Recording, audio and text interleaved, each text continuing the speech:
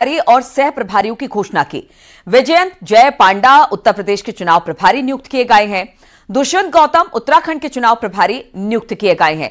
तो अब लोकसभा चुनाव को लेकर तैयारियां तेज हो गई है। बीजेपी ने लोकसभा चुनाव को लेकर चुनाव प्रभारी और सह प्रभारियों की घोषणा कर दी है।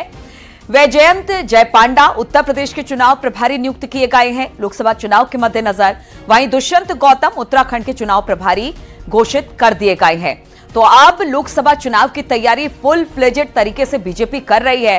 इसे लेकर चुनाव प्रभारी का ऐलान भी अब बीजेपी की तरफ से कर दिया गया है। ये चुनाव प्रभारी अपने अपने राज्यों में जाएंगे और वहां पर किस तरह से चुनाव लड़ना है इसका एक खाका तैयार करेंगे। बातचीत करने के लिए पवन गौड़ इस वक्त हमारे साथ जुड़ गए हैं। पवन, क्या जानकारी से लेकर? बीजेपी ने अभी अपने लोकसभा चुनाव को लेकर प्रभारी और सह प्रभारियों की जो है वो उसकी घोषणा की है। उसमें जो उत्तर प्रदेश की अगर बात करें तो विजयंत जय पांडा जो पार्टी के राष्ट्रीय उपाध्यक्ष हैं, उनको उत्तर प्रदेश में लोकसभा चुनाव की जिम्मेदारी पार्टी ने सौंपी है। इससे पहले वो दिल्ली के प्रभारी हुआ करते थे।